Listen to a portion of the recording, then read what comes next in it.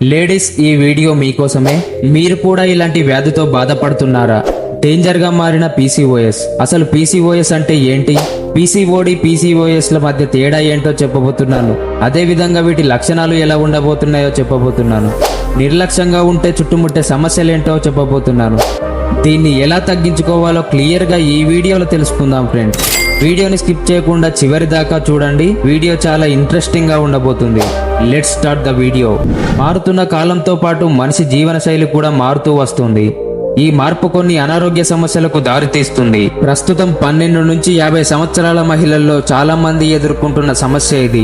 మన దేశంలో ప్రతి 5 మహిళల్లో ఒకరికి ఈ పీసీఓఎస్ ఉందని గణాంకాలు చెప్తున్నాయి. వాటిలో ఒకటే పీసీఓఎస్, పీసీఓడి.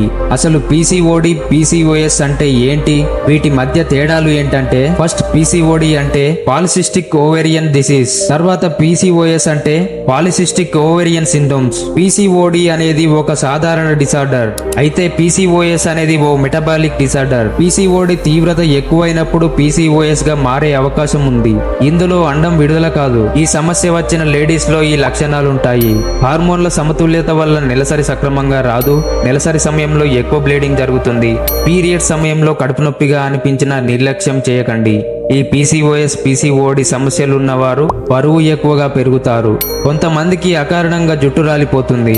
మరి కొంతమందికి శరీరంపై, ఛాతీపైన, ముఖం పైన జుట్టు రావడం ప్రారంభమవుతుంది. దీనినే హిర్సుటిజం అంటారు. అసలు ఈ సమస్య లేడీస్ కి ఎందుకు వస్తుందంటే, మగవాళ్ళలో ఉండాల్సిన ఎండోజన్ అనే హార్మోన్ స్త్రీలలో ఉత్పత్తి అవడంతో తరచుగా ఈ సమస్య వస్తుంది. ఇక ఉన్నట్టుండి అలసటగా అనిపిస్తుంది. మూడ్ స్వింగ్స్ వస్తుంటాయి. విసుగు, చిరాకు లాంటివి ఎక్కువగా వస్తాయి. కొంతమందికి ఈ వ్యాధి జన్యుపరంగా కూడా రావచ్చు.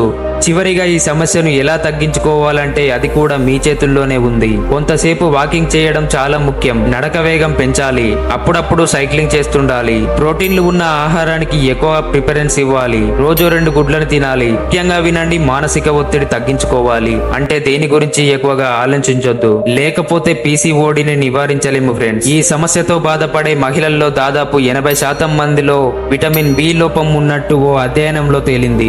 గుర్తుపెట్టుకోండి, దాదాపు ఆ సమయంలో వెన్న, డార్క్ చాక్లెట్ లాంటివి తింటుండండి. కొంతైన నొప్పి నుండి రిలీఫ్ అవుతారు. ఫలితంగా నెలసరి సక్రమంగా వస్తుంది. ముఖ్యంగా చెప్తున్నా వినండి లేడీస్, నాన్ వెజ్ ఎక్కువగా తింటే బరువు పెరిగే ప్రమాదం ఉంది. జంక్ ఫుడ్స్ అంటే బేకరీ ఆహారం, ఫాస్ట్ ఫుడ్స్ అంటే మసాలాలు బాగా దట్టించిన ఆహారానికి దూరంగా ఉండడం మీ ఆరోగ్యానికి చాలా మంచిదని చెప్తున్నాను. స్వీట్స్, కేక్స్, ఐస్ క్రీమ్స్, సోడాలు, కూల్ డ్రింక్స్ జోలికి అస్సలు పోకండి. స్త్రీ బాగుంటేనే ఈ లోకం బాగుంటుందని నా నమ్మకం.